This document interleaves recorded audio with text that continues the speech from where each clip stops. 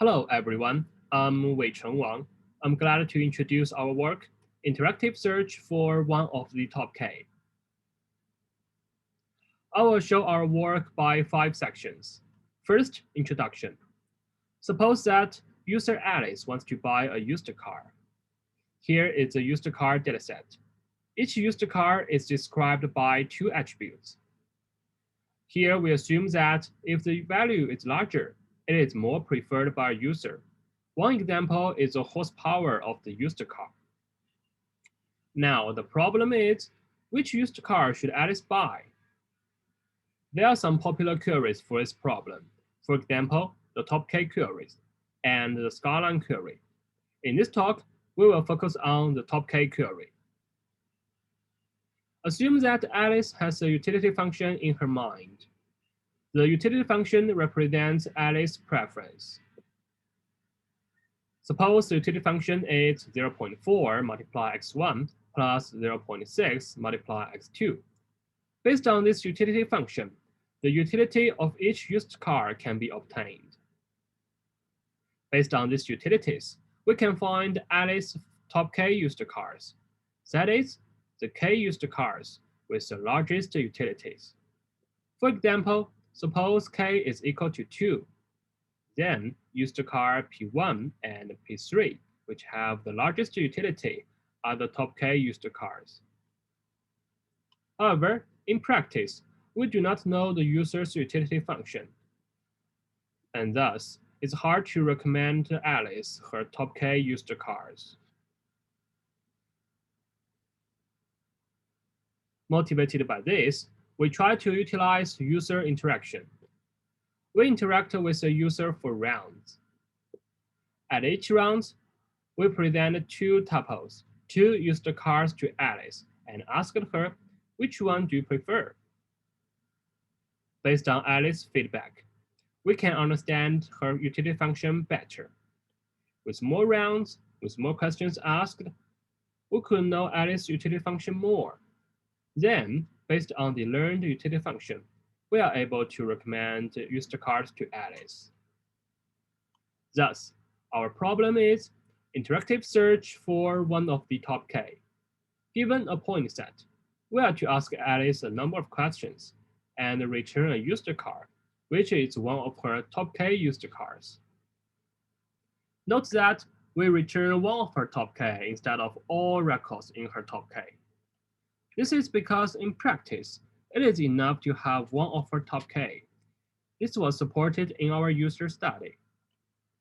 Besides, if we aim to find all the top K used cars, it requires heavy user efforts during the interaction.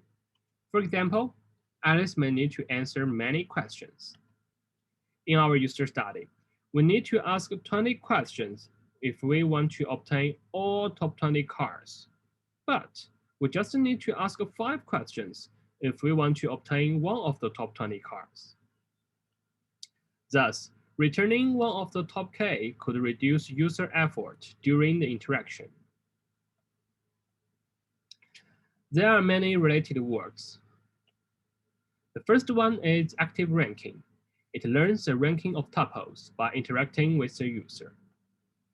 Another one is preference learning. It learns the user's utility function by interacting with the user. Obviously, both these related works utilize user interaction.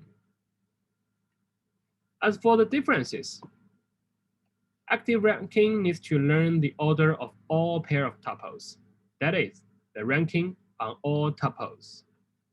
While we just learn the order of some pairs of tuples, the ranking on some tuples. As for the preference learning, it focuses on the user's utility function without considering the characteristics of one of the top K in our problem. While we utilize the characteristics of one of the top K in our problem to reduce the total number of questions asked by considering both the user's utility function and the tuples in the dataset. As we can see, compared with our problem, existing work need to ask the user much more questions. Our contributions are as follows.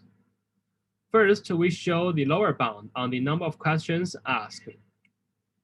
Then, we conducted a case study to show that returning one of the top k tuples is better than returning all top k tuples. We measured these two cases by the number of questions asked and the user's satisfactory level. We present three algorithms. First algorithm 2DPI, which works when there are two attributes. And another two algorithms, HDPI and RH. They work for general cases. Now I'm going to show our algorithms one by one. First, algorithm 2DPI. This algorithm has two major steps. First, pre-processing. We define the domain of all the feasible utility functions as a utility space. Then we divide the utility space into a number of partitions. Each partition is associated with a point. This point is one of the top k points with respect to any utility function in its partition.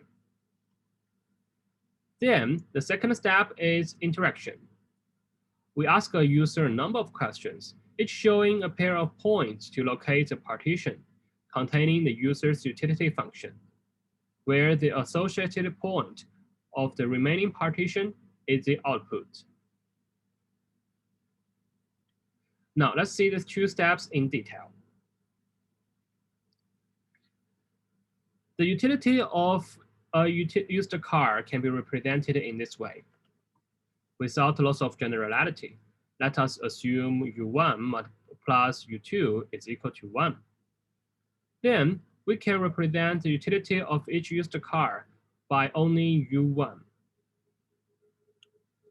In this way, we can plot the utility of each used car as a function of U1. For example, the utility of P1 can be represented as 1 minus U1.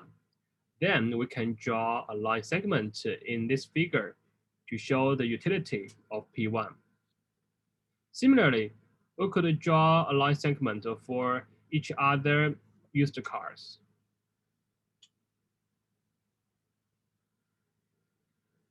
Now, let us see the ranking of points with respect to each utility function.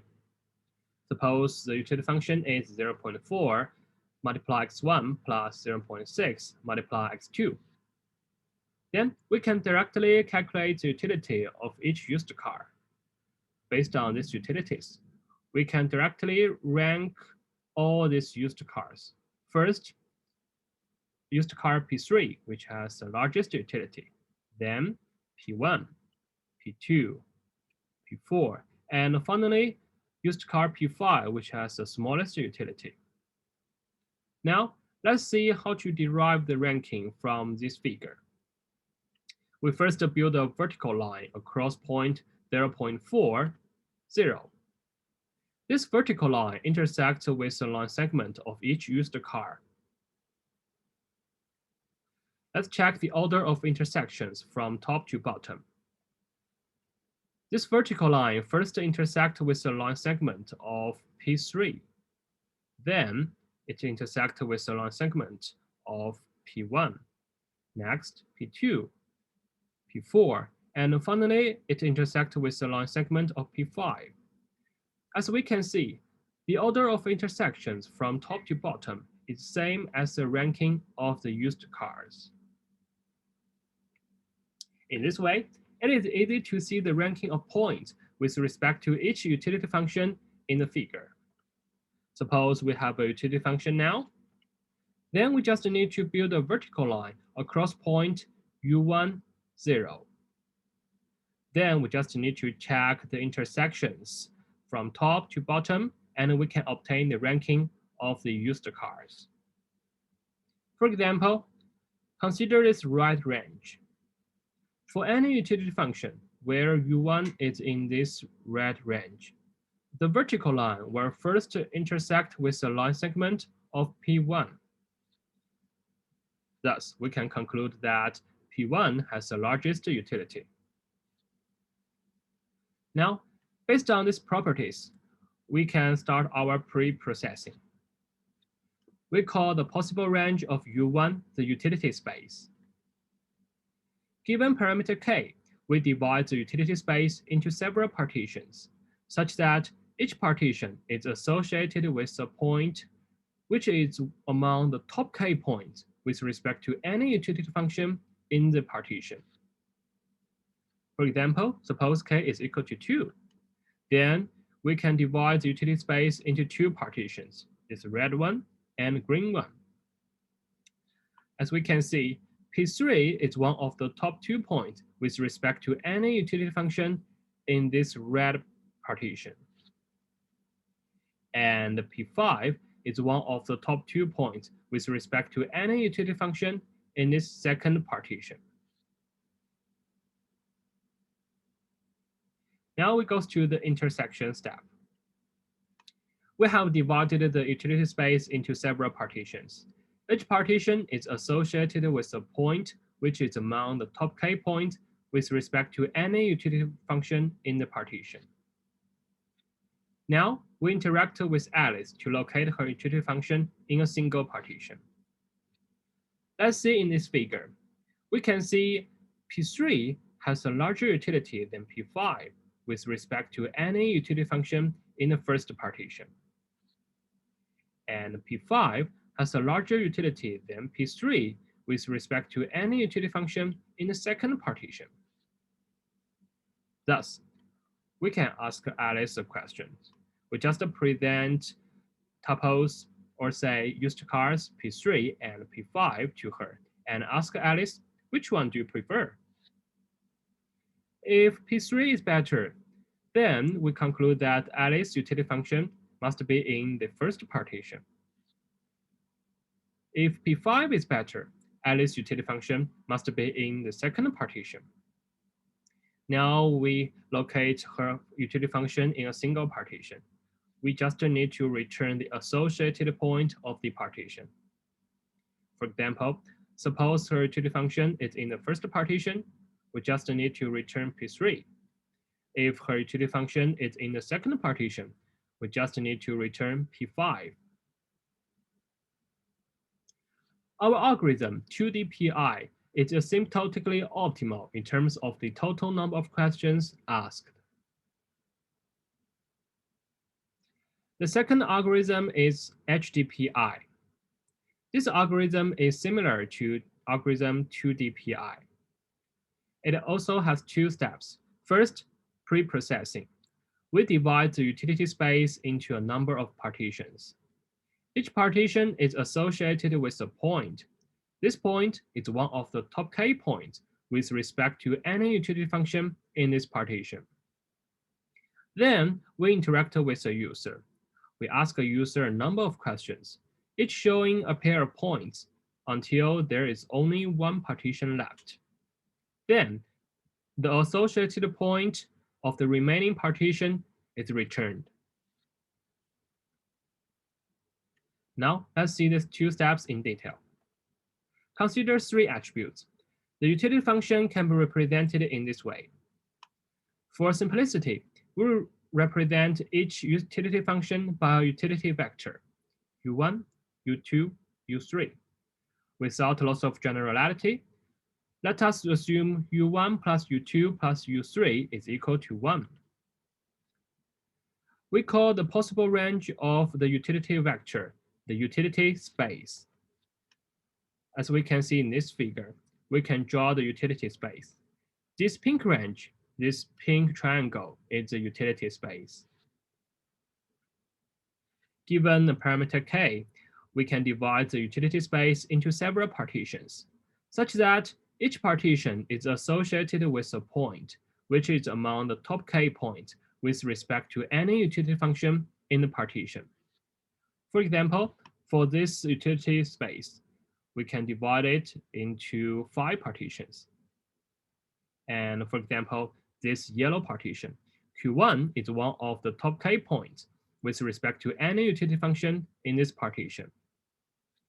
And Q4 is one of the top k points with respect to any utility function in this purple partition.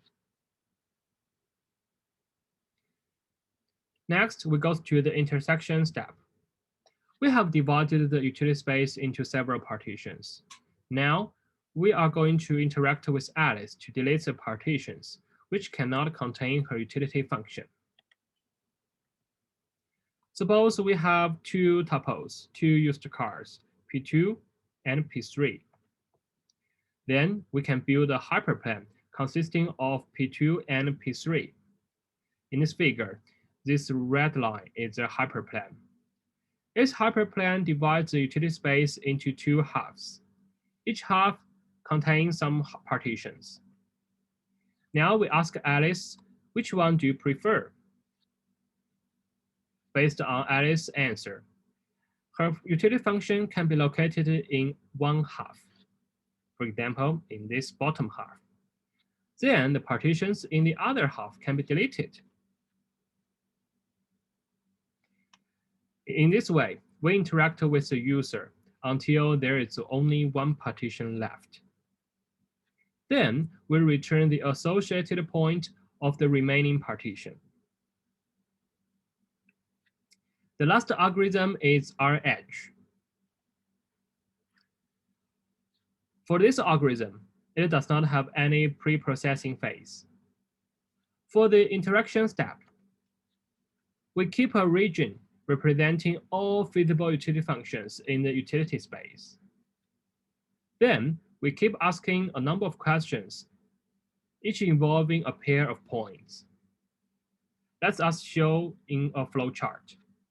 Suppose we ask a question. Then, based on the user's feedback, the region containing all feasible utility functions will be shrunk. Then we check whether we can find a point which is among the top k points with respect to any utility function in the region. If we can find such a point, then we terminate and return this point. Otherwise, we ask another question. In our experiments, we conducted our experiments on synthetic datasets and real datasets.